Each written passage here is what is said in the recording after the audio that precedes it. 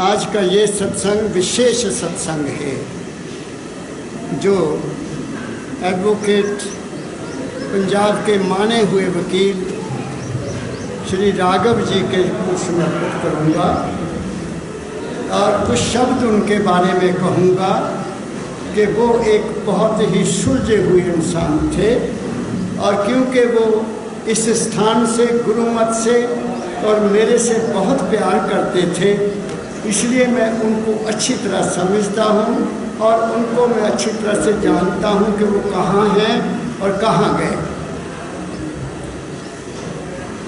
तो राघव जी पिछले साल 2021 में मार्च के महीने में उनका जलंधर से मुझे फ़ोन आया। वो जलंधर में किसी कोर्ट में फैक्ट्री ला के वो एक्सपर्ट थे, पंजाब के सुप्रीम कोर्ट तक जाते थे।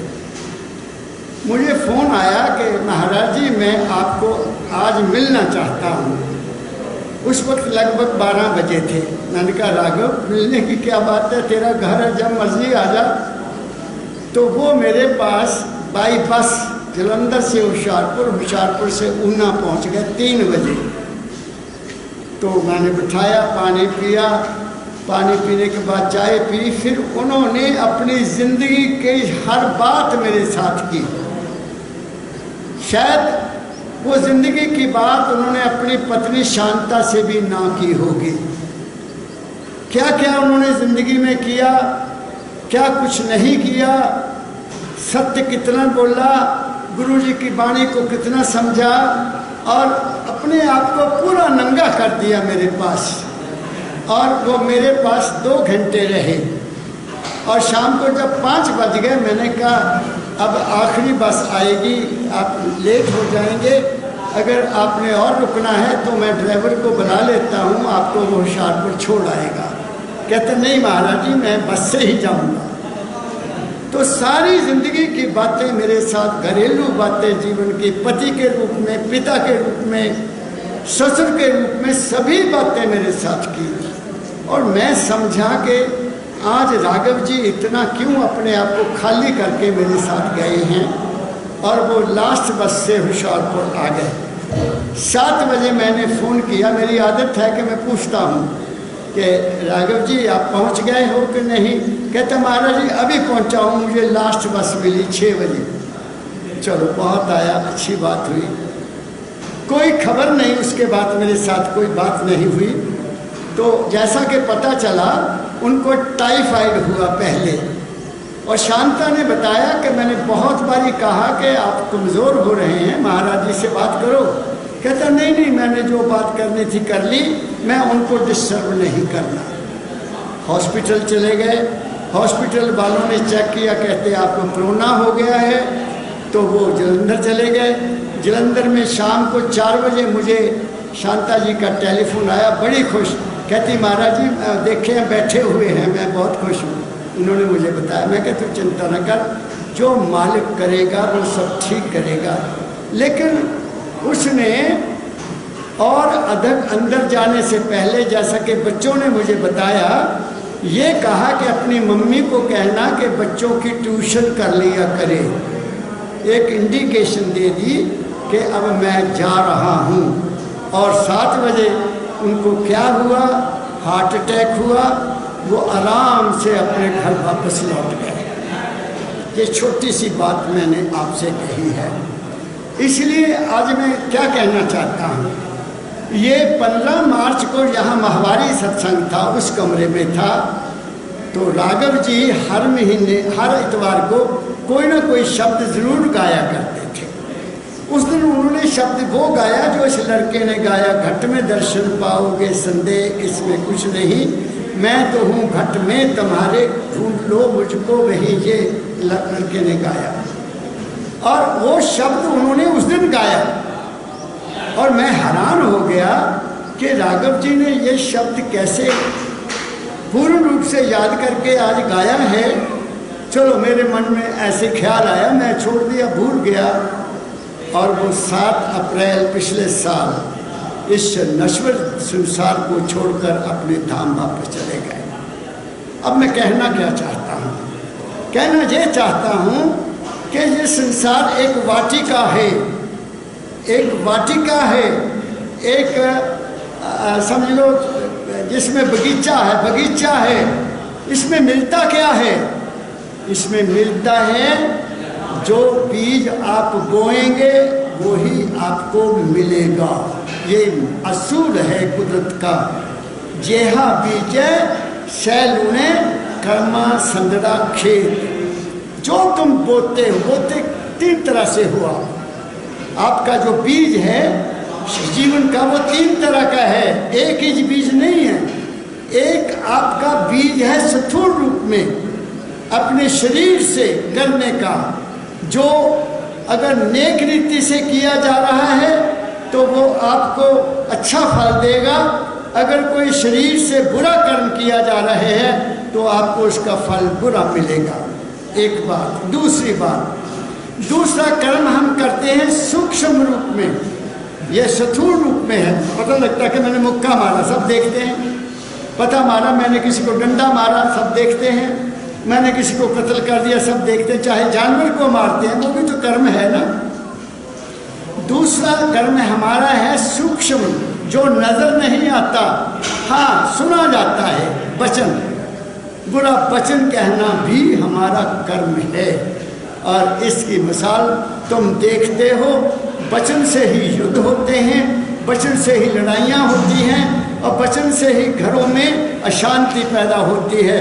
कोई कड़वा शब्द बोलेगा तो कड़वा ही उसको जवाब मिलेगा। कड़वा शब्द हमेशा कलेजा बेधता है। बुरा शब्द, मीठी बाणी बोलो मुख से, मन रहे निर्मल शुद्ध शरीर। गुरु नानक साहब जी महाराज ने कहा, नानक फिक्का बोलिया तन मन फिक्का हुए। हमारे शरीर पर हमारी वाणी का बहुत बुरा असर पड़ता है। इसलिए जब भी बोलो अच्छा बोलो, प्रेम से बोलो, ये भी हमारा कर्म बनता है। फिर तीसरा वाणी है हमारी आँख। हमारी आँख भी कर्म करती है। हमारी आँख कैसे कर्म करती है? किसी पराई स्त्री को देखा तो अंदर और हलचल होती है। माँ के पास बैठेंगे तो आँख का रूप और होता है, बहन के पास बैठेंगे तो रूप और होता है, अपनी बेटी के पास बैठेंगे तो आँख का रूप और होता है ना साहब। तो ये हमारा एक तीसरा कर्म है। और चौथा कर्म है कि हम इन कानों से बुरी बात सुनते हैं और ज़बान से निंदा करते हैं, चुगली करते हैं, बुराई करते हैं। ये सारे बुरे कर्म हैं। तुम जिसकी बुराई करोगे उसका आधा हिस्सा तुम्हें मिल जाएगा। ये संतों ने लिखा है, क्लियर लिखा है, जिसकी भी तुम बुराई करोगे उसकी आधी बुराई के तुम मालिक बन जाओगे।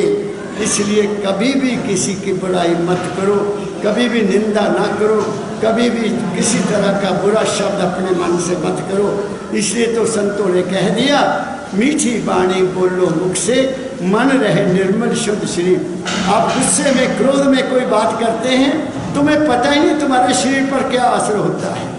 तुम्हारे शरीर की वाइब्रेशन, तुम्हारे शरीर की ब्लड सर्कुलेशन कितना हाई हो जाता है। और यही कारण है आजकल लोगों को ब्लड प्रेशर बढ़ा हुआ है। क्यों हुआ? क्योंकि हमारी वाणी बिगड़ गई, हमारी खुराक बिगड़ गई, हमारा देखना बिगड़ गया, हमारा सुनना बिगड़ गया। हालांकि देश में न जाने कितने गुरु हैं, न जाने कितने डेरे हैं, न जाने कितने महात्मा हैं, क्यों नहीं असर हो रहा? हमारा समाज क्यों गर्क हो रहा है? हमारे समाज में क्यों झगड़े हैं? हमारे समाज में क्यों विषमता आई हुई है?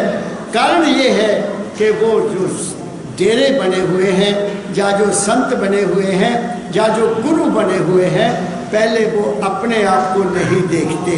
जब वो अपने आप को देखने लग जाएंगे तो सब झगड़े अपने आप समाप्त हो जाएंगे। मैं निंदा नहीं कर रहा, मैं सच्चाई का वर्णन कर रहा हूँ। तुम नदी के पास बैठोगे आपको ठंडक मिलेगी, तुम आग के पास बैठोगे आपको गर्मी मिलेगी, आप सतपुरुष के पास बैठोगे आपको सत्ज्ञान मिलेगा, आप बुरे इंसान के पास बैठे को आपको बुराई ही मिलेगी, वहाँ सच्चाई मिल नहीं सकती। तो ये है संसार को जीने का तरीका। इसलिए संतों ने कहा, ए इंसान, बेटे ने बहुत अच्छा शब्द गुरुवाणी का बोला, बड़ा क्लियर लिख दिया वहाँ, काहे रे बन, कहाँ जाना है, क्यों क्यों मेरे देश में इतने पाखंड बने हुए हैं, इतने नांगे घूम रहे हैं, इतने आश्रम बने हुए हैं। वो कुछ नहीं, उनके पास कुछ नहीं है, उनके वो खाली हैं, भिखारी हैं वो हमारे से चाहते हैं हमें कुछ मिल जाए। गृहस्थ का जीवन सबसे ऊंचा है, गृहस्थी शहंशाह है, गृहस्थी के पास ही सभी आते हैं मांगने के लिए। गृहस्थी के सिर पर ही बड़े बड़े ये हमारा ये मंदिर का जो कुछ भी बना, किन्होंने बनाया? संगत ने बनाया, संतों ने तो नहीं बनाया, परम दयाल जी महाराज ने तो नहीं बनाया, ये संगत के कारण बना है। संगत है तो सत्संग है, संगत नहीं है तो सत्संग नहीं है। तो इसलिए मैं आपको इस संसार की सच्चाई का शब्द सुनाता हूँ। दाता दयाल जी का एक शब्द है, ये संसार में सच्चाई है क्या, ये संसार है क्या, हम क्यों आए इस दुनिया में। मुझे एक लड़की ने सवाल किया कल परसों व्हाट्सएप के ऊपर लिखा कि महाराज जी हम यहाँ क्यों आए, हमने क्यों जन्म लिया, हम यहाँ क्यों आए। मैं ये इस बात का उत्तर आज इस सत्संग में देता हूँ, क्योंकि वो सत्संग सुनती है और सुनकर फिर विचार करती है, फिर जहाँ उसको संशय होता है तो मेरे से लोग बात करते हैं। नंबर 1, पहली बात, गुरु नानक साहब ने लिखता है, शब्दो धरती शब्द आकाश, शब्दो शब्द भया प्रकाश। इस संसार को 2 चीज़ें पैदा करने वाली हैं, एक शब्द है, एक प्रकाश है।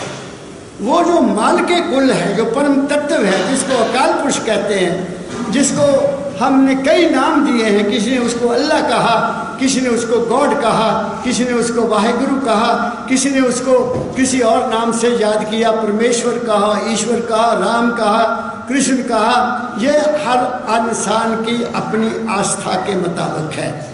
क्या मैं पूछता हूँ, क्या जब द्वापर युग त्रेता युग आया तो उस वक़्त तो राम थे नहीं, वो तो त्रेता युग में थे, और कृष्ण भगवान द्वापर युग में आए, तो क्या उससे पहले भगवान नहीं था, क्या उससे पहले वो हस्ती नहीं थी। लेकिन इंसान इतना कमज़ोर है, ये ताकतवर की पूजा करता है, जो ताकतवर है उसकी पूजा हम करना शुरू कर देते हैं।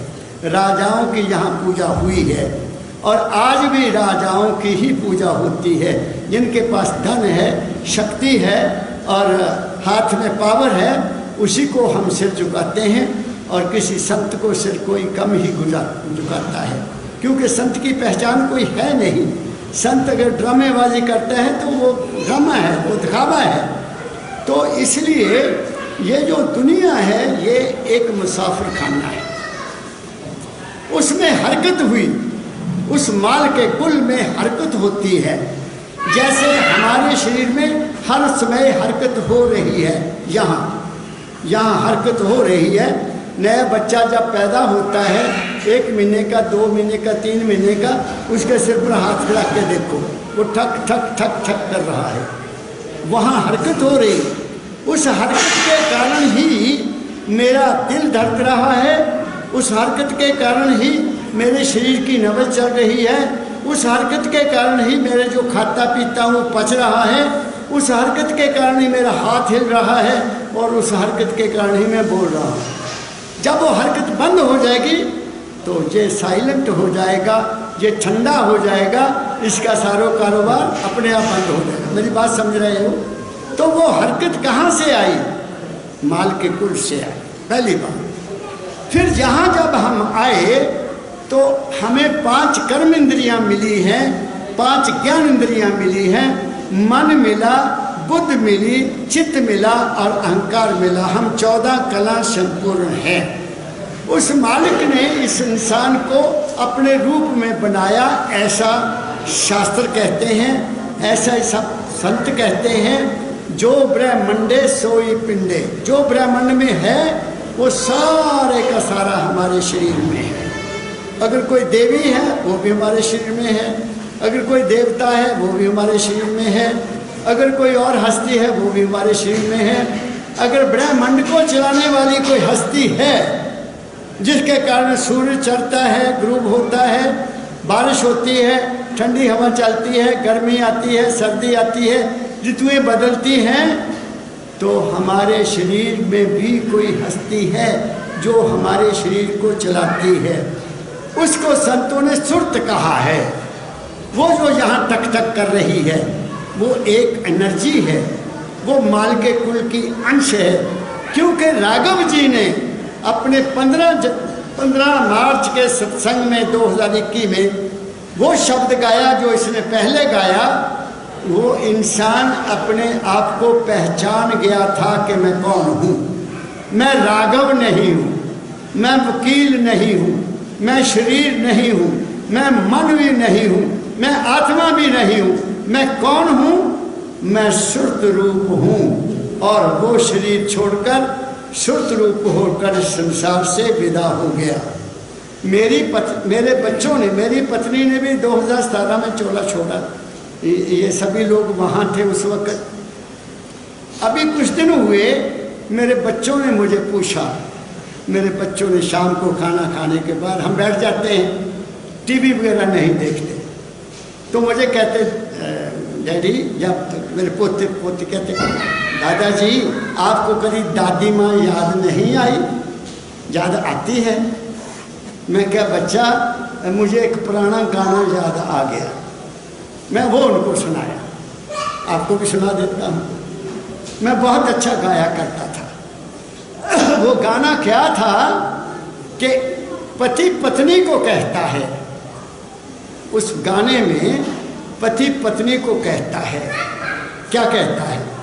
तुम्हें याद होगा कि हम तुम मिले थे मोहब्बत की राहों में मिलके चले थे।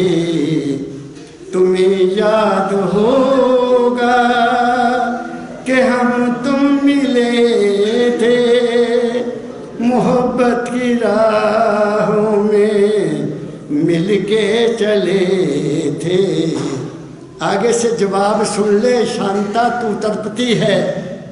भुला दो कि हम तुम मिले थे। भुला दो कि हम तुम मिले थे। सपना ही समझो कि मिलके चले थे। भुला दो कि हम तुम मिले थे। सपना ही समझो कि मिलके चले थे।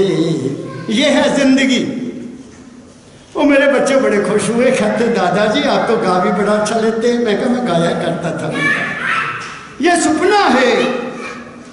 सपने को जितना सुंदर बना लोगे तो बाद का दुनिया भी सुंदर बनेगी। अगर यहाँ दुखी हो तो आगे कैसे सुखी रहोगे? अगर यहाँ रोते हो तो आगे कैसे हंसोगे? इस जिंदगी को खुशहाल बनाओ। इस जिंदगी को ऐसा बनाओ कि जहाँ कोई दुख नहीं है। ना दुख दो ना दुख लो। सुख दो सुख लो। मीठा बोलो मीठा सुनो, कड़वा मत बोलो। क्या कहा मैंने? ये जिंदगी है। मैं जानता हूँ शांता का और उनका दोनों में बहुत प्रेम था। ये सुबह शाम रात को भी दोनों इकट्ठे मंदिर मत्था टेकने के लिए आया करते थे और हमेशा भेंट दिया करते थे। आज भी मंदिर में भेंट दी। मैं धाम गया था दयाल के, तो पैसे भेजे कि महाराज राघव जी के नाम पर यहाँ से दान दे देना। बात समझ गए ना? ये है प्यार। लेकिन प्यार का जो सिलसिला, वो धागा टूट गया। वो इतना ही था, मान ले कि वो सपना था और वो अपने घर लौट गए। तू यहाँ अपनी ड्यूटी पूरी कर, तेरे को चिंता करने की क्या जरूरत है? बहुत पैसा छोड़ गए तेरे लिए, तुम खुश रहो। तो ये संसार क्या है? संसार क्या है? पंद्या जी महाराज ने संसार की परिभाषा बताई। एक दुनिया है। ये दुनिया मालिक की बनाई हुई है। इस दुनिया को आपने या मैंने नहीं बनाया। ये दुनिया बनाने वाली कोई एक हस्ती है और इस हस्ती की पैदा की हुई दुनिया में हम अपना पार्ट जो प्ले कर सकते हैं वो अच्छाई का पार्ट प्ले सकते हैं और कुछ नहीं। हम दुनिया को बदल नहीं सकते, हम दुनिया को रास्ते पर नहीं ला सकते।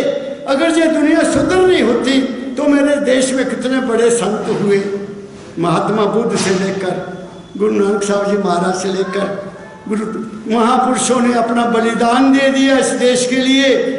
लेकिन क्या हम समझे, क्या हम बदले, क्या हमें प्रेम पैदा हुआ, क्या हमें एकता पैदा हुई? नहीं हुई। हम पहले से भी बदतर होते जा रहे हैं। आपस में ही एक गुरु के शिष्य आपस में प्रेम नहीं करते, डेरे डेरों से प्रेम नहीं करते। ये क्या है दुनिया? कुछ भी नहीं है, बखेड़ा है। इस दुनिया को छोड़ो, अपने संसार का ख्याल करो। तुम्हारा संसार तुम्हारे अपने मन में है। मेरी बात को पकड़ना सिंह साहब, तुम्हारा संसार तुम्हारे अपने मन में है। तुम्हारा संसार तुम्हारे अपने ख्याल में है। तुम्हारा संसार तुम्हारे अपने विचार में है। तुम्हारा संसार तुम्हारे अपने देखने में है। तुम्हारा संसार तुम्हारे अपने सुनने में है। तुम्हारा संसार तुम्हारे अपने बोलने में है। तुम्हारा संसार तुम्हारे अपने व्यवहार में है। जैसा व्यवहार करोगे वैसा तुम्हें मिल जाएगा। क्या कहा मैंने? तो जो मन में विचार ठीक है, मन में संकल्प ठीक है, मन की सोच ठीक है, तो तुम्हारी संसार भी ठीक रहेगा। अब सवाल पैदा हो गया कि मन है क्या? मैंने कह तो दिया मन ठीक रहेगा। मन क्या है? मन वो है जो हम खाते हैं उसका मन बनता है, जो हम पीते हैं उसका मन बनता है, जो हम देखते हैं उसका मन बनता है, जो हम सुनते हैं उसका मन बनता है। मन कोई अपने आप में आदमी नहीं है। मन तुम्हारा क्रिएटर, तुमने उसको पैदा किया। कुछ उसमें संस्कार पिछले हैं जो पिछले जन्म के कारण हम पैदा हुए। कैसे पैदा हुए? हम क्यों हुए? पहली बार आ गए, माल की मौत से आए, इस दुनिया में आए, हमने यहाँ कर्म किया। हमारी 4 तरह की मौत है। ये भी एक नई बात आपको बता देता हूँ। हमारी मौत 4 तरह की है। हमारा शरीर ठंडा हो गया, सांस बंद हो गई, ये मौत है। लोग कहते हैं आदमी मर गया, ठंडा हो गया, डॉक्टर ने बताया बस जला देते हैं। अगर मरते समय इंसान के मन के ख्याल रह गए, बात को याद रखना, मरते समय इंसान के ख्याल हैं, मन में विचार हैं, मन में आशाएं हैं, मन का कहीं लगाव है, पत्नी से लगाव है, बच्चों से लगाव है, या अपनी प्रॉपर्टी से लगाव है, किसी भी चीज़ से लगाव है, तो वो मरेगा नहीं, उसको दोबारा जन्म लेना पड़ेगा, क्योंकि मन ही हमें पैदा करने वाला है।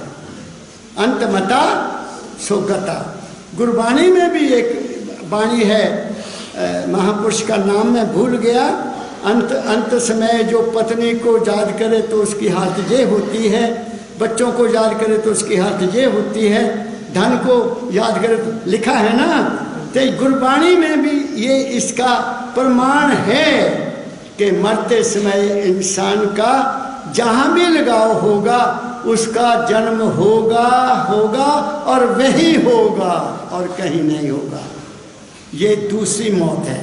अगर मरते हमारा मन भी हमारा खत्म हो जाए, हमारा कहीं लगाव पेट नहीं है, हमारा कोई किसी से प्रेम नहीं है, जैसे राघव जी ने अपने आप को छोड़ दिया, मेरे से सारी बातें मन कर खाली कर गए, सब छोड़ गए, कोई विचार नहीं रखा, और कितने दिनों के बाद, लगभग 1 महीने के बाद चोला छोड़ दिया। तब वो, इसका मतलब ये हुआ उनका दोबारा जन्म नहीं होगा। ये मन की मौत हो गई। अब जन्म नहीं होगा तो फिर बाकी क्या रह गया? हमारी रह गई आत्मा। हम प्रकाश रूप है, हमारी आत्मा रह गई। शरीर भी गया, मन भी गया, हमारी आत्मा रह गई, वो प्रकाश रूप है। प्रकाश का काम क्या है? प्रकाश का काम क्या है? प्रकाश का काम है पैदा करना। तुम धरती में बीज डाल दो, वहां धूप ना हो, वहां पानी ना हो, वो पौधा पैदा नहीं होगा। ठीक है ना उस्ताद जी?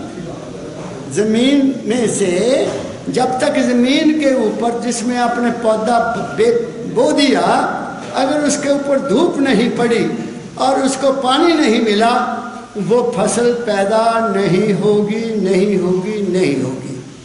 इसका मतलब ये हुआ कि जो भी संसार में उत्पत्ति हो रही है, जीव की, जंतु की, पशु की, पक्षी की, जड़ी बूटी की, वृक्ष की, पौधों की और इंसान की, ये उस प्रकाश के कारण है। उसको पार ब्रह्म कहा गया है। आनंद भयो मेरी माए सतगुरता पाया, सतगुरता पाया सहसेती बजिया बधाइयाँ, राग रतन परवार परियाँ शब्दों गावन आइयाँ। ये गुरबाणी में आया। गुरबाणी में आगे पार ब्रह्म का जिक्र आता है। पार ब्रह्म क्या है? प्रकाश। और ब्रह्म क्या है? जीव। हमारे अंदर जो प्रकाश है वो जीव है, वो जीव है, हस्ती नहीं है। वो जिंदा है लेकिन उसमें मूवमेंट नहीं है, वो मच्छ है, मच्छ। हम पहले मच्छ के रूप में माँ के गर्भ में आए, कच्छ के रूप में हम वहाँ बढ़ते गए, फिर बराह के रूप में हम बाहर आए, फिर हम बावन बने, नरसिंह बने, फिर आगे बनते बनते 9 रूप हमारे बन गए और हम आज कल युग में बुद्ध रूप हैं। बुद्ध रूप क्या है? हमारी बुद्धि बहुत तेज है। इस संसार में बुद्धि सबसे ज़्यादा तेज है। एक दूसरे से ज़्यादा बुद्धिमान लोग आपको मिलेंगे। बुद्धि तेज है तो वो भी प्रकाश में जाएंगे तो कभी ना कभी हमें दोबारा आना पड़ेगा।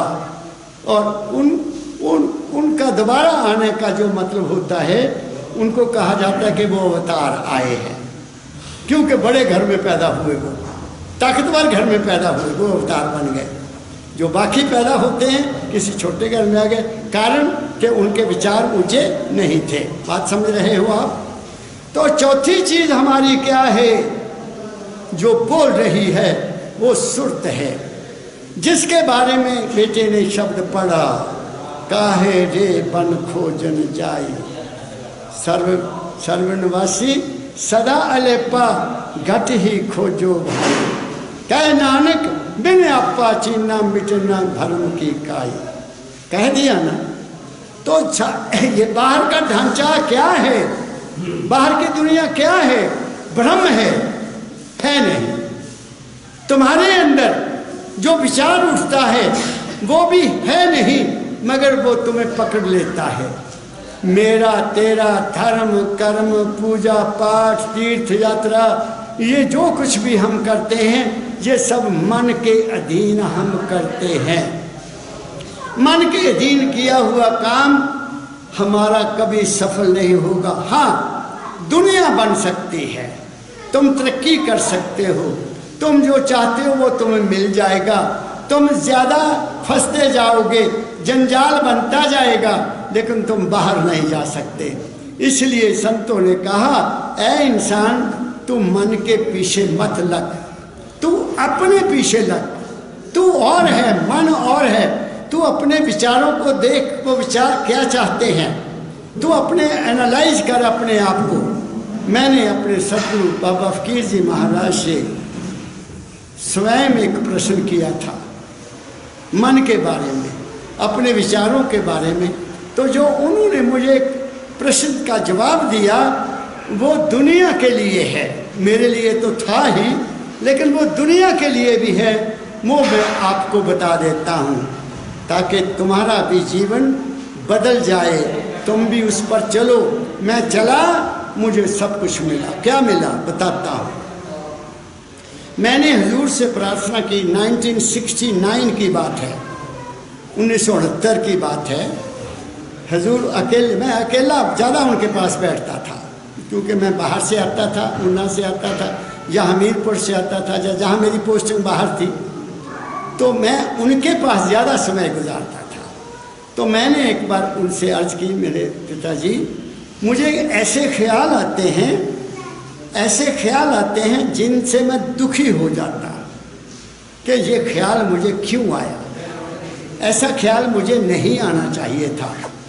तो मेरे सद्गुरु, बैठिए सिंह साहब बैठिए,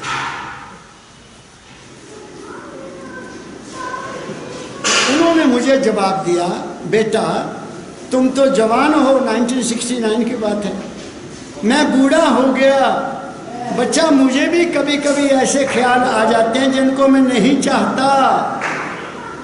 जब हुजूर ने ये कहा तो मेरे चेहरे पर कुछ अलग सा असर हुआ कि बाबा जी को भी आते हैं ऐसे ख्याल। मैं तो चलो अज्ञानी हूँ, वो तो सब कुछ जानते हैं। तो महाराज जी ने एकदम बाणी बदली, कहते बेटा सुन मेरी बात को, तू बड़ा भाग्यशाली है, तेरे ऊपर मालिक की बड़ी दया है कि तुम्हें एकदम ये सोझी आ जाती है, ये ख्याल आ जाता है कि ये ख्याल बुरा है। बात समझ गए? ये ख्याल बुरा है। अगर तू उसी ख्याल में डूब जाए, अगर उसी ख्याल में उतर जाए, उसी ख्याल के पीछे लग जाए तो तू कर्म भी बुरा कर सकता है। मैं कहा ठीक है पिताजी। जो बार बार आदमी ख्याल को पकाएगा वो कर्म में बदल जाएगा। सोच के देख लो, करके देख लो। जो बार बार एक ख्याल तुम करते जाओगे वो तुम्हारे शरीर को हरकत देगा, तुम्हारे हाथ को हरकत देगा, तुम्हारी आँख को भी हरकत देगा, तुम्हारी ज़बान को भी हरकत देगा और तुम कुछ ना कुछ बुरा कर बैठोगे। बात समझे?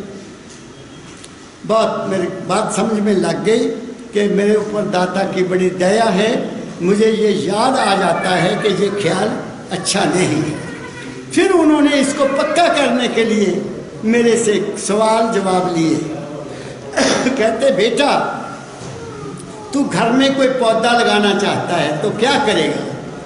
मैंने कहा पिताजी मैं खड्डा खोदूंगा और उस पौधे के मुताबिक खोदूंगा। अगर बड़ा वृक्ष लगाना है, फल वाला लगाना है तो खड्डा बड़ा बनाऊंगा, और अगर फूल वाला लगाऊंगा तो छोटा मैं खड्डा खोदूंगा। फिर क्या करेगा? फिर मैंने कहा पिताजी मैं उसको खाद में भी डालूंगा। फिर क्या करेगा? फिर मैं अपने मनपसंद पौधा लाकर उसमें लगाऊंगा। फिर क्या करेगा? मैं जानवरों से बचाने के लिए भी उनकी रक्षा करूंगा। और क्या करेगा?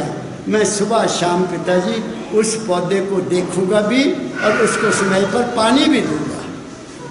ये मेरे और मेरे सतगुरु बाबा फकीर जी महाराज के वार्तालाप हुई। अब उन्होंने पूछा मुझे कि अगर तुम उस पौधे का ख्याल ना करो, उस पौधे को पानी ना दो, उस पौधे को देखो नहीं, तो पौधे का क्या होगा? मैंने कहा पिताजी वो पौधा सूख जाएगा, वो फल भी नहीं देगा और वो बढ़ेगा भी नहीं और वो सूख जाएगा। बस बेटा अगर कोई ऐसा ख्याल आए उसको पानी नहीं देना, मतलब उस ख्याल की परवाह नहीं करना, उस ख्याल को छोड़ना, गुरु के नाम का सिमरन करना या कोई अच्छी किताब पढ़ना। बात मेरी समझ गए? मेरी ज़िंदगी ने पलटा खा लिया, मेरी ज़िंदगी ने बिल्कुल नया रूप धारण कर लिया। मुझे मेरे ही मन में एक ऐसी शिक्षा दे दी कि जिससे मेरी दुनिया बनती गई। मुझे कोई कभी तकलीफ़ नहीं हुई क्योंकि मैं कभी सोचा ही नहीं। फिर एक बार मेरे सतगुरु ने एक और हदायत मुझे की, वो भी मैं आपको बता देता हूँ। सत्संग में आए हो ना, सत्संग का मतलब क्या है? तुम्हारा सत्य के साथ संग हो जाए। सत्य क्या है? वो तुम्हारे अपने अंदर है, बाहर नहीं है। उस सत्य तक पहुंचने के लिए कुछ नियम हैं, कुछ सिद्धांत हैं, कुछ विचार हैं, कुछ शिक्षा है जो संतों ने हमें दी है। एक बार उस कमरे में माहवारी सत्संग हो रहा था, ये 1975-76 की बात है। तो एग्रीकल्चर यूनिवर्सिटी लुधियाना के 2 प्रोफेसर वेल लर्नड आए हुए थे। तो सत्संग खत्म हो गया तो वो महाराज जी के पास बैठ गए कि मैं भी उनके पास में, मैं सबके बाद में जाता था क्योंकि लास्ट बस पकड़नी होती थी। मैं भी वहाँ बैठ गया तो महर्षि रमन की बात उन्होंने शुरू कर दी। महर्षि रमन हुए हैं, तो जो बात वो कह रहे थे, मैंने उनकी बात को काटा और मैंने कहा नहीं, ऐसा नहीं, ऐसा लिखा हुआ है। मैंने पढ़ा तो महाराज जी ने उनको नहीं देखा, मुझे देखा। बेटा क्या तुम भी किताब पढ़ते हो ऐसी किताबें? मैं कहा जी पिताजी, मैं भी, क्योंकि कॉलेज में पढ़ाता था ना, तो हमें आदत थी पढ़ना, हर तरह का विचार सोचना। तो मुझे हुक्म दिया किताबें पढ़ना बंद करो, अपने मन की किताब पढ़ा करो। कितनी बड़ी किताब मुझे दे दी। हर इंसान के मन की किताब है, हर इंसान के मन की बहुत बड़ी किताब है। उसको जरा पढ़ के देखो तो तुम्हें अपना ज्ञान हो जाएगा। और क्या पढ़ना? तुम मन में क्या विचार उठते हैं, कैसे विचार उठते हैं, क्यों उठते हैं, क्या खाया, उसका असर तुम्हारे मन पर क्या पड़ा, मुझे तो पता लग गया। जब कोई ऐसी चीज़ खा लेता हूँ जो रुचि नहीं रखती मेरे शरीर के मुताबिक या मेरी कल्पना के मुताबिक, वो मुझे तंग करती है। इसलिए मैं खाने में बड़ा ख्याल रखता हूँ। अपने मन को देखो, दुनिया का क्या देखना। तुम्हारा मन फुलवारी भी है, तुम्हारे मन में हर चीज़ है, तुम्हारे मन में खुशी है, तुम्हारे मन में आनंद है, तुम्हारे मन में परमानंद है। कब? जब तुम्हारा मन साफ हो जाएगा, जब कोई ईर्ष्या नहीं रहेगी, जब कोई द्वेष नहीं रहेगा, जब कोई मेरा तेरा नहीं रहेगा, जब तुम अपने बंधनों से थोड़ा ऊंचा उठोगे। जब तक हम कहीं बंधे हुए हैं तब तक हमारा गुजारा ठीक नहीं चल सकता। अपने आप को बंधो मत, बंधना है तो उसके साथ बंधो। कौन? जो तुम्हारे अपने अंदर है, वो माल के कुल की अंश है, वो तुम हो। इसलिए मैं आपको दुनिया का शब्द सुनाने जा रहा था। क्या है? पढ़ो भला। 5 पेज पर है। दाता दयाल, मेरे दादा गुरु लिखते हैं, उन्होंने 4,500 किताब लिखी। उनकी किताबों पर बड़ी रिसर्च हो रही है। वो मैं अभी उनके धाम जाकर आया हूँ, बनारस के पास है, इलाहाबाद और बनारस के बिल्कुल सेंटर में है। पढ़ो। वो ऐसे शख्स थे जिनका शिवरात्रि के दिन जन्म हुआ और शिवरात्रि के दिन ही उन्होंने अपना चोला स्वयं त्यागा। सिर्फ 2 इंसान दुनिया में ऐसे हुए हैं। गुरु नानक साहब के बारे में मुझे ज्ञान नहीं है, कबीर साहब के बारे में ज्ञान नहीं है, लेकिन 2 का मुझे पता है। महात्मा बुद्ध जिस दिन पैदा हुए उसी दिन उन्होंने चोला छोड़ा था, और दाता दयाल भी जिस दिन पैदा हुए उसी दिन उन्होंने अपना चोला छोड़ा। 2 को मैं जानता हूँ। आगे पढ़िए। जो आते हैं वह जाते हैं, जो गए लौट नहीं आते हैं। हम दाता दयाल, मेरे दादा गुरु कहते हैं, हम आए हैं, हमने जाना भी है। जो आते हैं वो जाते हैं, जो गए लौट नहीं आते। वहाँ से आज तक कोई वापस नहीं आया। बड़े बड़े संत हुए इस देश में। मेरे सदगुरु बाबा फकीर जी महाराज कहा करते थे कि वो मालिक मुझे ताकत दे, जब मैं शरीर छोड़ूं तो मैं बता सकूं दुनिया को मैं कहाँ गया, मैं कहाँ हूँ। और अंत में उन्होंने लिखा कि जो मैं चाहता था वो हो नहीं रहा, मेरे बस में नहीं है, बूंद सागर में मिलने जा रही है। मुझे इतना पता है कि अब मैं उसमें विलीन हो रहा हूँ, बस ये कहा। और दूसरी बात क्या लिखी हमारे मंदिर के नाम पर कि ऐ इंसान, बहुत ऊंची बात, बहुत ऊंची बात, ऐ इंसान तू राम नाम जप चाहे ना जप, इसने तुम्हें पार नहीं करना है। तू अपनी नीयत को साफ रख कर, जो ड्यूटी तुम्हें मिली है वो नीयत को साफ रख के कर। अपना स्वार्थ न कर, अपना लाभ न देख, अपने लिए कोई बेईमानी मत कर, अपने लिए कोई धोखा फरेब मत कर। ये तुम्हें दुनिया में कभी भी स्वतंत्र नहीं होने देंगे। ये मैं उनके शब्द आपसे शेयर कर रहा हूँ, क्योंकि जाना है। कहाँ जाना है? कहाँ जाना है? जाने से पहले उसका पता तो ले लो। अगर पता ही नहीं है तो कहाँ भटकोगे? भटकोगे ना, भटकोगे तो जन्म लेना पड़ेगा। पुत्र के रूप में, पुत्री पत्नी के रूप में, पुत्री के रूप में, किसी न किसी रूप में आना पड़ेगा तुम्हें। पहले वो पता कर लो कि तुम हो क्या। जो था रूप पहले वही रूप मेरा, ना व्यापा मुझे काल का हेरा फेरा। पहले मैं क्या था? चेतन का बुलबुला था। उस मालिक की धार हूँ और उस मालिक की धार ही बोल रही है। वो धार चली जाएगी, धागा टूट जाएगा, बाकी कुछ नहीं रहेगा। मिट्टी की ढेरी। गुरबाणी का एक शब्द है बड़ा प्यारा, सूरज कर्ण मिली जल का जल हुआ राम। बड़ा प्यारा शब्द है। समझाया गुरु महाराज ने कि तुम कहाँ हो, कहाँ क्या हो। पांच तत्व में मिल जाएंगे, बाकी क्या रह गया? उसको तो तुमने जाना ही नहीं, उसको जाना नहीं। काहे रे बन खोजन जाई, सर्वनिवासी सदा लेपा घट ही खोजो भाई। उसको घट में देखा ही नहीं कहाँ है वो। बाहर ही हम भटकते रहे, बाहर ही हम धक्के खाते रहे।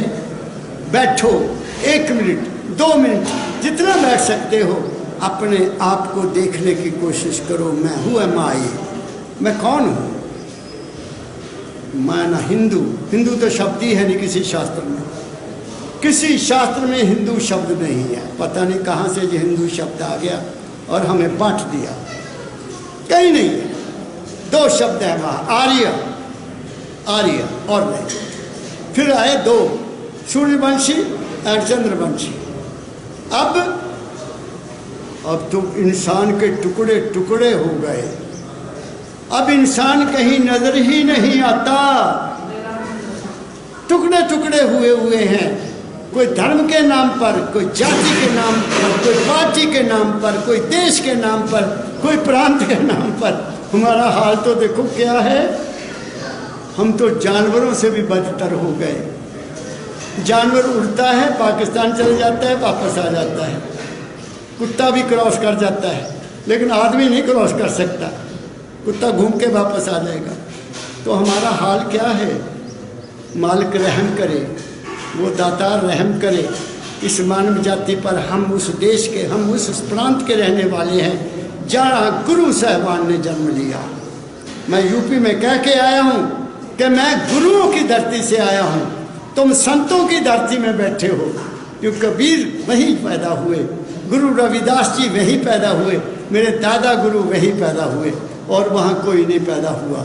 वहाँ अवतार किंग पैदा हुए, राजे लड़ाए, लड़े, मर गए, खत्म हो गए। क्या कहा मैंने? इसलिए क्या है, कहते हैं पढ़ दो बड़ा टाइम हो जाएगा। जो आते हैं वह जाते हैं, जो गए लौट नहीं आते हैं। मैं किससे पूछूं पथिक राह में, कैसे सुख दुख पाते हैं। कहते मैं, मुझे कोई मिला ही नहीं, मैं उससे पूछूं कि जब तुम शरीर छोड़ा तुम्हारे साथ क्या बीती? कोई मिला ही नहीं। हाँ, कबीर साहब ने एक बात बहुत बड़ी कह दी, जहां से सब कोई जाते हैं भार लदाए लदाए। काहे का भार? अपने कर्मों का। कर्म हमारे साथ जाएगा। कौन बच सकता है? ये भी बता देता हूं। चलो, आज बहुत बड़ा सत्संग है। कौन बचेगा? जो शरीर, मन और आत्मा की तीनों सीमाओं से आगे जाएगा, वहां उसका अपना रूप है। जब तक हम वहां नहीं पहुंचेंगे, हम जन्म मरण के चक्कर से बच नहीं सकते। तब बचेंगे हम। कब? जब हम अपने रूप को पहचान ले के हु एम आई, मैं हूं कौन। तो हम तो फंसे हुए। मैंने बता दिया किन किन बातों में फंसे हुए हैं। मेरे दादा फकीर बाबा जी ने जहाँ तक कह दिया, बाप बनना, फिर बेटा बनना, फिर बाप बनना, फिर पति बनना, फिर दादा बनना, फिर नाना बनना, फिर हिंदू बनना, फिर सिख बनना, फिर बीजेपी, कोई कांग्रेसी, कोई कांग्रेसी। हम क्या हैं? कुछ भी नहीं। बच्चा माँ की गोद से आया, माँ की गोद में आया, होश पकड़ी, वो हमें देखकर हंसता है। छोटा बच्चा माँ की गोद में, क्योंकि उसकी उस वक्त कोई जात नहीं है, क्योंकि उसको पता ही नहीं मेरा कौन माँ है तो कौन बाप है। उसमें कोई द्वेष है ही नहीं, वो सबके साथ हंसता है कि नहीं? क्योंकि उसमें पता ही नहीं। जैसे बड़ा हुआ तो माँ ने बता दिया, जे तेरा पापा, जे तेरा चाचा, उसके घर नहीं जाना, हमने वहाँ जाना, बस उसकी दुनिया बदल गई। तो फिर हम कहाँ जाएंगे? कौन बताता है कि कहाँ जाएंगे? संतों ने बताया हम कहाँ से आए और कहाँ जाना है। उसको वहाँ से सतगुरु आया, जाके मत बुद्ध धीर, जिसकी मत ठहर गई, जिसने बात को समझ लिया, वह भवसागर के जीव को खिल लगाए तीर। वो भवसागर में फंसे हुए, मन के विचारों में फंसे हुए, मन की लेने देने में फंसे हुए, मन के उतार चढ़ाव में फंसे हुए, उसको मन से निकाल के नाम के साथ लगा देते हैं। फिर नाम जप ले भाई, तू मन से निकल जाएगा। तुम्हें मन से निकालने वाला केवल नाम है और कोई चीज़ तुम्हें निकाल नहीं सकती। मन है, और मन से क्या होता है? जाप नहीं निकालेगा, तुम्हें मन से सिमरन निकालेगा और मन से तुम्हें ध्यान निकालेगा। संत मत में सिमरन, ध्यान और उसके बाद तीसरी स्टेज आती भजन। वो आनंद अनहद शब्द, आनंद सुनो बड़ भागी और सगल मनोरथ पूरे। जिसने वो शब्द अंदर सुन लिया, उसके सारे मनोरथ पूरे हो जाते हैं। लेकिन वहाँ तक हम जाते कहाँ हैं? हम तो गा लिया, बस ठीक है, खुशी हो गई। ऐसा नहीं चलेगा। इसलिए मैं आपको, जल्दी पढ़ो इसको। जब आए हाथ न था कुछ भी, जब गए तो हाथ नहीं कुछ था। क्यों जाते समय है दुख इनको, कारण नहीं कोई बताते। हम खाली हाथ आए और खाली हाथ जाएंगे। क्या लेके जाएंगे? अपने कर्म, वो नजर नहीं आते। फैसला कर्म ने करना है। जैसे मैंने सुबह कहा, क्या कहा? मैं छोटा था, 8, 9, 10 साल का था। मैं अपने बाबा जी को, अपने दादा को बाहर ले जाया करता था, क्योंकि उनको दिखता नहीं था। तो उनको कुएं पर नहलाता भी था मैं, और नहला के घर लाता था। तो वो मुझे उनकी बातें याद आती हैं। बुजुर्ग बड़े सियाने होते थे। वो कहते, बेटा, मुझे बताया उन्होंने कि बेटा हमारे साथ हमेशा 2 आदमी रहते हैं। मैं कहा, बापू 2 आदमी? हाँ। कहाँ रहते हैं? कहते, एक दाएं तरफ के मोटे पर होता है, एक बाएं होता है। मैं कहा, बापू जी वो क्या करते हैं? कहते, जो दाएं वाला है ना, वो तो हमारे अच्छे कर्म लिखता है, और जो बाएं पर है वो हमारे बुरे कर्म लिखता है। तो फिर वो जब हम शरीर छोड़ते हैं ना, वो हमारे सारे कर्म ले जाकर धर्मराज के सामने रख देते हैं। अच्छे कर्म किए तो धर्मराज के पास में पेश किया जाएगा, और बुरे कर्म पेश किया तो हमें जमराज के पास पेश किया जाएगा। मैं कहा, बापू ये गल ठीक है? हाँ बच्चा, बिल्कुल ठीक है। जब मैं बड़ा हुआ तो गुरुद्वारे में गया, तो वहाँ से शब्द मिला श्री गुरु नानक देव जी महाराज का। तो वहाँ सुनने को मिला, चंगे आइयाँ बुरे आइयाँ बाचे धर्म हजूर, करने अपने के नेड़े के दूर, जिन्हें नाम त्याया गए मशक्कत काल। ले, गल ही बन गई। कौन बचेगा? जिन्हें नाम त्याया। नाम किसका? जिसकी हम अंश हैं, जिससे हम बिछड़े हुए हैं अपने कर्मों के कारण। अब कर्मों को ठीक कर लो, हम वापस अपने पिता की गोद में चले जाएंगे। नहीं तो वो तो सब देख रहा है, अच्छा भी और बुरा भी। तुम कहते हो कोई नहीं देखता, देखता है। तुम्हारी अपनी आंखें देखती हैं कि तुम बुरा कर रहे हो, तुम्हारे अपने कान सुनते हैं कि तुम बुरा कर रहे हो, लेकिन तुम परवाह नहीं करते, क्योंकि काल ने तुम्हें ऊपर से जकड़ा हुआ है। काल, श्री गुरु अर्जन देव जी महाराज के एक शब्द है, मैं सुना, वो कहते हैं काल तो सांप की तरह हमारे ऊपर फन खड़ा कर की खड़ा है, ऐसे वो कब हमारे डंक मारेगा हमें पता नहीं। इस करके चेतवान हो के जीवन को भी गुजारो, ये कहते हैं दाता दयाल जी महाराज। पढ़ो आगे। मदिमान लोग में भूल गए और भरम डोले झूल गए, यह अहंकार से भूल गए और अंतकाल पछताते हैं। हाँ, बाद में क्या पछताना, फिर पछताए क्या होते हैं जब चिड़ियाँ चुग गई खेत, वहाँ कुछ भी नहीं है, फिर आदमी की आंखों में आंसू आता है। और मेरे एक दोस्त थे, बहुत प्रेमी थे, परम दयाल जी महाराज के शिष्य थे, वो एक्साइज एंड टैक्सेशन ऑफिसर थे और इतने बड़े ऐसे दफ्तर का हेड होते हुए वो बहुत सिंपल ज़िंदगी व्यतीत करते थे। तो मैंने उनको एक बार कहा, भाई साहब तुम एक्साइज महकमे के हेड हो और तुम्हारे इंस्पेक्टर तो गलियों में पड़ जाते हैं खा शराब पीकर, तो आपका कभी दिल नहीं किया? कहते मैं बड़ा भाग्यशाली हूँ, भगवान मेरे अंदर वो नाली लगाना भूल गया था, दफ्तर तो मुझे ये दे दिया लेकिन मेरा वो नाली नहीं लगाई, मैं उसका बड़ा आभारी हूँ। तो एक दफ़ा वो बैठे, वो शाम को मेरे दफ्तर के बाद, मैं कॉलेज से पहले आ जाते, वो आ जाते थे।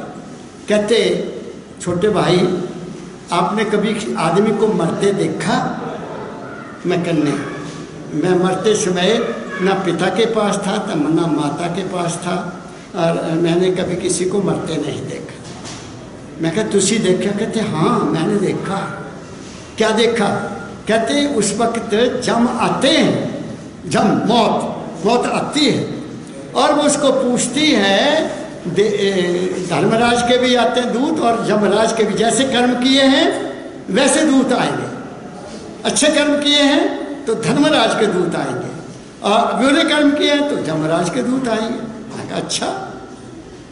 कहता जब इंसान के प्राण निकलने होते हैं तो वो इंसान को पूछते हैं तूने क्या कोई अच्छा कर्म भी किया है? सारी उम्र लूटता ही रहा, झूठ ही बोलता रहा, हेरा फेरी करता रहा और तू तो दसने की कमाई की नहीं, क्या किया तुमने? कहता क्या करता, मैं सारी उम्र इस नाक के लिए लड़ता रहा, नाक की इज्जत बच जाए, मेरा नाक बच जाए, इज्जत बच जाए। जब वो ये कहता है तो यमदूत उसके जोर से जहाँ नाक के ऊपर अपना जूता मारते हैं और नाक टेढ़ा हो जाता है, मरने वाले का नाक टेढ़ा हो जाता है। कहता मैंने देखा इसलिए मैं आपको बता रहा हूँ। तो जो ठीक ठाक मालिक को याद करते मरते उनके चेहरे में लाली होती है तो वो सीधा ऊपर चल जाते हैं। बात समझ गए? तो हम तो भी जूता नहीं खाएंगे, हम तो बाबा के दरबार में बैठे हैं, हम पर तो उनका सिर पर हाथ है, हमें तो उनकी ही शिक्षा याद आएगी, बाकी दुनिया तो अभी भूलना शुरू कर दिया। देख लिया ये दुनिया क्या है, कुछ भी नहीं। मैं वहाँ धाम गया तो मैंने वहाँ कहा कि आप कितने लोग हाल भरा हुआ है, मैंने कभी नहीं तुम्हें देखा कि 10 रुपये कोई जहाँ चढ़ाए हैं, मत्था टेकते हो आके खड़े हो, बाबा जी मेरी दर्द होंगी बहुत है ठीक कर दो, या मेरा लड़का नहीं मेरे कहने लगता, या मेरी पत्नी मेरे कहने नहीं लग, यही है थोड़े सवाल, और क्या है? और कुछ दान करो, दान किया करो। तो पता नहीं उनके दिमाग में क्या आया, उन्होंने फिर पैसे चढ़ाने शुरू कर दिए, पैसे चढ़ाने शुरू कर दिए। कुछ लोग मेरे पास चढ़ाने लग गए, कुछ लोग जो प्रसाद देता था उसको देने लग गए। तो उनका इंचार्ज मेरे पास आके खड़ा हो गया कि कहीं बाबा जी पैसे सारे आप ही ले जाओ। मैं दस की ਇਹਦਾ दिमाग कम करता। मैं क्या लिफाफा ले ला, पढ़ी जा, फड़ाई जाना तो विच पाई जाई, मैनू तुहाडे पैसे की लोड़ नहीं है, मेरे बाबा ने बड़ा कुछ दिया हुआ है। ये दुनिया है और क्या है? माया माया माया। इस माया ने तुम्हें जकड़ा, ये पैसे वाली माया है, एक मन वाली माया है। मन वाली माया पैसे से भी ज़्यादा खतरनाक है, वो तुम्हें नहीं छोड़ेगी। आगे पढ़ो। जो आए हैं वह जाएंगे, जो मिले बिछुड़ना है उनको। पढ़ दो सारा। जो समझ गए वह भूल के भी चिंता नहीं मन में लाते हैं। संसार नहीं स्थिर भाई है, इसमें नहीं स्थिरताई। ज्ञानी इस दशा को समझ गए, इसमें नहीं चित्त को लगाते हैं। जो करना धरना है तुमको वह करो और अपनी राह लगो। डरते हो काल से माया से, ये जीव को फांस फंसाते हैं। सोच यह जान जो कोई नहीं अपना, संसार रहने का सपना है। सोचो विवेक से निज मन में, झूठे सब रिश्ते नाते हैं। दिन ढला रात की बारी है, कर सोने की अब तैयारी है। आयु गई नाम जो लेते हैं, भवसागर से तर जाते हैं। सत्संगत में सतगुरु के जा, कुछ दिनों शब्द का साधन करे।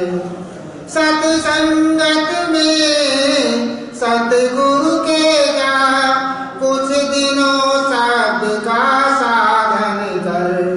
राधा स्वामी की कृपा से, राधा स्वामी की कृपा से सेवक नहीं धोखा खाते हैं। बस हो गया। अब यहाँ जो भी मेरे देश में इस वक्त हो रहा है, हर इंसान क्या, आप नजर डालो कितने डेरे हैं, कितने गुरु हैं, कितने चेले हैं, कितने आचार्य हैं। कोई आचार्य बना हुआ है, कोई गुरु बना हुआ है, कोई संत बना हुआ है, कोई महासंत बना हुआ है। सब ने अपना अपना कोई शब्द कढ़ा हुआ है। नाम देते ना, नाम दान ले लो जी। और कईयों ने तो अपने आगे ना वो होते हैं ना, क्या को मुंशी होते हैं जो काम लोगों को लाते हैं, अपने एजेंट रखे हुए। एजेंट, तुम लाओ 5 आदमी लाओ तो इतने पैसे तुम्हें मिल जाएंगे। ये भी है मेरे देश में, बड़ी महानता है मेरे देश की। संतों ने आगे एजेंट लगाए हुए हैं जो बड़े बड़े टीवी पर भाषण देते हैं, उनके पास कुछ भी नहीं, लेकिन एजेंट हैं, उनको पे मिलती है कि तुम लोगों को ऐसे ऐसे भाषण देकर लाओ और फंसाओ। यहाँ होशियारपुर में भी मैंने सुना एक कोई आया था, और ऊना में भी वो आया था। बड़े बड़े फिल्म इंडस्ट्री वाले उनके साथ चले हुए, क्योंकि उनको लाखों रुपये मिलता था। और वो बीज मंत्र देता था, उसकी कीमत थी बीज मंत्र की। बीज तुम्हें मिलना है तो इतने पैसे, तुम्हें 1 नंबर का मंत्र लेना था इतने पैसे, 2 नंबर का लेना था। वाह रे वाह मेरे देश के महान संतों, तुम कहाँ जाओगे। हम सब ने नाम रखा हुआ है ताकि हमारी दुकान बढ़े। मेरे सतगुरु बाबा फकीर जी महाराज ने हमें आज़ाद कर दिया कि ये जो नाम है ये तुम्हें वहाँ नहीं पहुँचाएगा। चाहे तुम राम राम करो, चाहे हरे कृष्ण करो, चाहे वाहेगुरु करो, चाहे राधा स्वामी कहो, चाहे जो मर्जी कहो, वो नाम अलग है, वो अलग है। वो धुर की वाणी आई जिस सगली चिंता मिटाई, वो ऊपर से आता है। तो ये नाम क्यों है? ये जो नाम है ये मन को इकट्ठा करने के लिए है केवल। और कुछ नहीं, ताकि तुम्हारा मन इधर उधर भटकना बंद करे और गुरु की आज्ञा में रहकर उस नाम का यहाँ सिमरन करे और मन बाकी ख्यालों को छोड़कर उस नाम में ठहर जाए। दूसरी बात, दुनिया में कोई ऐसी चीज नहीं जिसका स्वरूप नहीं और नाम है। स्वरूप, जिसका स्वरूप है उसका नाम है, जिसका नाम है उसका स्वरूप है। जो भी नाम, किसी चीज का नाम लो, उसका रूप तुम्हारे सामने आ जाएगा। जब उस नाम को जो तुम सिमरन करते हो उसको अपना गुरु समझ लोगे कि वो मेरे गुरु नानक देव जी हैं, वे मेरे गुरु ये हैं, वे मेरे गुरु ये हैं, तो वो रूप तुम्हारे अंदर प्रकट हो जाएगा। वो रूप तुम्हारे अंदर प्रकट हो जाएगा। वो रूप किसने बनाया? वो तुम्हारे अपने मन ने बनाया। उस रूप के आने से तुम्हारी दुनिया सुधरती जाएगी, तुम्हारी दुनिया अच्छी बनती जाएगी। लेकिन अगर आपके अंदर बुराइयां हैं, आपके अंदर ईर्ष्या है, द्वेष है, कामना है, क्रोध है, जो भी कुछ तुम्हारे अंदर है वो ज़्यादा बढ़ जाएगा। इसलिए बहुत से नामधारी इतना क्रोध करते हैं कि घर में चैन से नहीं बैठने देते। मेरे को मिलते हैं, मुझे मिलते हैं, बाबा जी मुझे क्रोध बहुत आता है। कोई कहता है बाबा जी मेरी कामना बहुत बढ़ जाती है। मैं कहता तुम अंदर से गंदे हो, पहले मन को साफ करो। पहले मन का हुजरा साफ कर जाना के आने के लिए ध्यान गैरों का हटा उसको बिठाने के लिए। जब तक तुम दुनिया में फंसे हुए हो, दुनिया का विचार करते हो, मेरे तेरे में हो, तुम नाम नहीं जप सकते। पहले साफ हो जाओ, सत्संगत में जाओ, गुरु की वाणी सुनो, गुरु के वाणी पर विचार करो। गुरु क्या कहता है, उन्होंने क्या लिखा, क्यों लिखा, हमारे लिए लिखा कि ऐ इंसान तू ले, तुम्हें बिल्कुल तैयार कुछ सब कुछ मिल रहा है, तुम्हें कहीं भटकने की जरूरत नहीं है।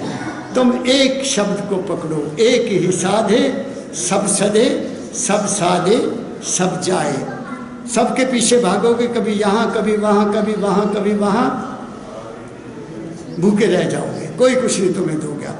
एक को पकड़ो।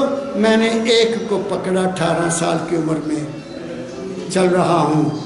मुझे पता ही नहीं कि दुनिया में और कौन है, कोई नहीं है। तेरे सिवा मेरा और कोई नहीं है। इसलिए जब मैं तेरा हो गया तो तू मेरा हो जाएगा। हम उसके होते नहीं हैं, इसलिए हम दुखी हैं। जे तू गुरु का हो रहे, गुरु भी तेरा होए। वो गुरु क्या है?